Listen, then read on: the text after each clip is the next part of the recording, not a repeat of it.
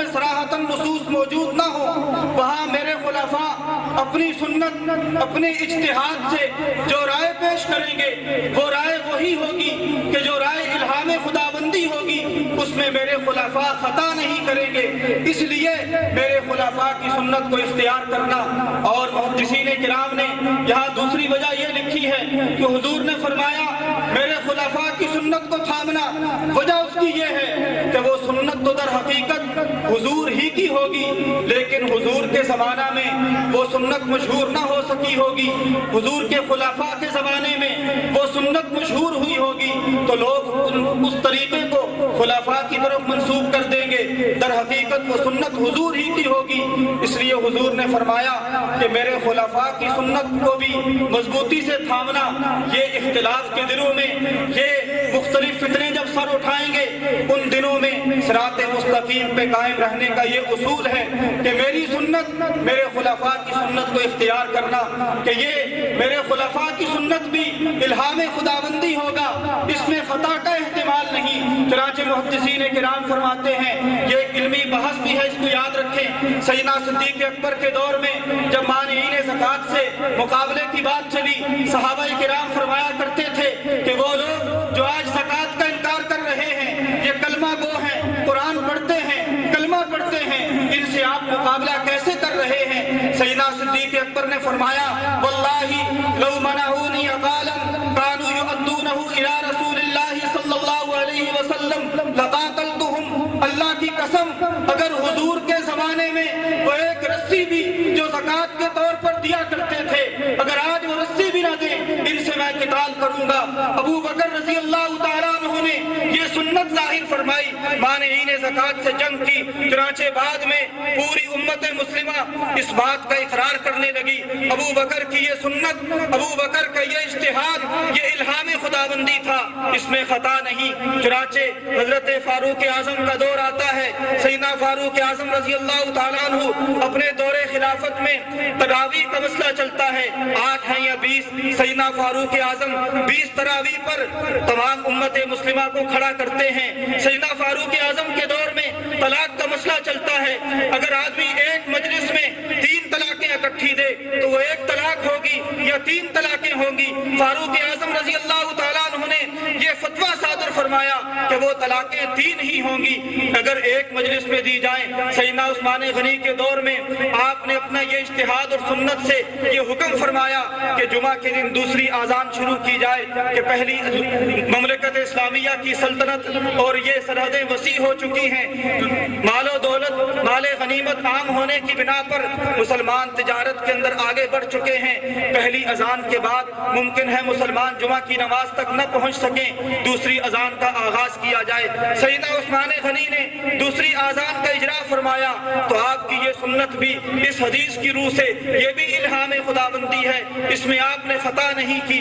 حضور فرما رہے ہیں کہ میری سنت، میرے خلفائے راشدین کی سنت کو اختیار کرنا۔ علی مرتضیٰ کا دور آتا ہے، سیدنا علی مرتضیٰ اپنے دور میں خوارج کے خلاف تلوار اٹھاتے ہیں۔ یہ خوارج کا وہ فرقہ جو قرآن بھی پڑھتا ہے، نماز بھی پڑھتا ہے، لیکن علی مرتضیٰ کی تکفیر کرتا ہے، سیدنا امیر معاویہ عمرو بن العاص کی تکفیر کرتا ہے۔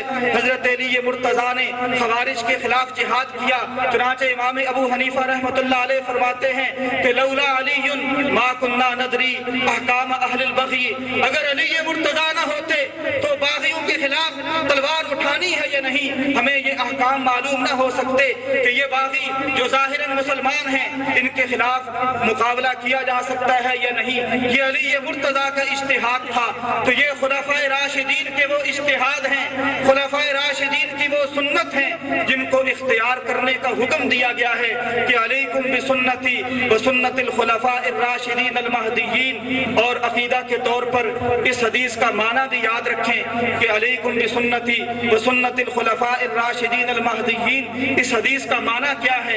ہم اپنے آپ کو اہل سنت کہتے ہیں، کس بنیاد پر کہتے ہیں؟ یاد رکھیں علیکم بسنتی، حضور نے فرمایا میرے بعد میرے خلفاء کی سنت پر عمل کرنا. خلفاء خلیفہ کی جمع ہے اور خلفاء جانشین کو کہا جاتا ہے. تو یقیناً اصل کے بعد اس کا قائم مقام جانشین، اس کی بات پر اتباع کی جاتی ہے. تو حضور کے جانشین آپ کے خلفاء یہ 4 صحابہ ہیں، صدیق، فاروق ذوالنورین اور حیدر کرار. ان کی سنت، ان 4 خلفاء کی سنت پر عمل کرنا ہے. اور فرمایا خلفاء راشدین. راشد کا کیا معنی ہے؟ راشد کا معنی جو سیدھے راستے پر چلنے والا، بھلائی والا.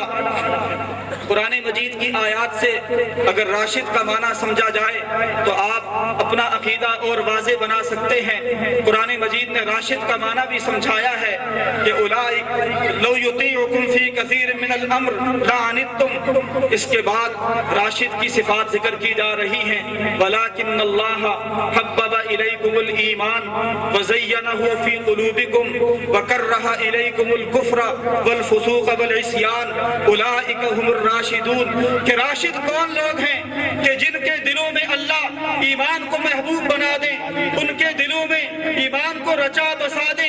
وکرہ الیکم الکفر والفسوق والعصیان، اور ان کے دلوں میں کفر، فسوق اور معصیت کی انتہائی بغض اور کراہت بٹھا دیں. یہ لوگ ہیں اولئک هم الراشدون، کہ یہ لوگ راشد ہیں.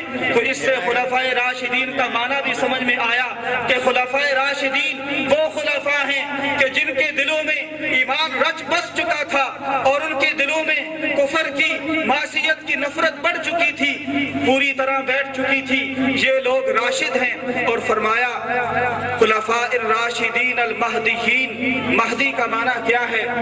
ایک ہوتا ہے مہتدی، ہدایت پانے والا، ہدایت حاصل کرنے والا، جو اپنے کسب سے، اپنی محنت سے راہ ہدایت حاصل کرے اور ہدایت کے راستے پر چلے. اور دوسرا ہے مہدی، جس کو من جانب اللہ ہدایت القاء کر دی جائے. مہدی وہ ہے جس کو ہدایت القاء کر دی جائے. تو یہ خلفاء وہ ہیں جو آپ کے خلفاء، آپ علیہ السلام کے جانشین بھی ہیں، راشد بھی ہیں، مہدی بھی ہیں. تو یہ خلفاء ہیں، خلفاء راشدین مہدیین. ان کی اتباع کا ہمیں آقا علیہ السلام حکم دے رہے ہیں کہ ان کی بھی سنت پر عمل کریں. اسی بنا پر ہم اپنے آپ کو اہل سنت والجماعت کہتے ہیں. سنت کا معنی کیا ہوا؟ آقا علیہ السلام کی سنت پر عمل کرنے والے. والجماعت کا معنی کیا ہوا؟ کہ سارے صحابہ اور خلفاء راشدین کی سنتوں پر عمل کرنے والے. تو ہم اہل سنت والجماعت اس اعتبار سے ہیں کہ حضور کی سنتوں کو بھی ہم تھامنے والے ہیں اور حضور کے صحابہ اور خلفاء راشدین، ان جماعت صحابہ کی سنتوں کو بھی ہم اختیار کرنے والے ہیں. اللہ تعالی ہمیں اسی سلسلے پر قائم رہنے کی توفیق نصیب فرمائیں. ساری زندگی سنت رسول اور سنت صحابہ اختیار کرنے کی توفیق نصیب فرمائیں اور ساری زندگی اہل سنت والجماعت بن کر رہنے کی توفیق نصیب فرمائیں. وما علینا الا البلاغ المبین.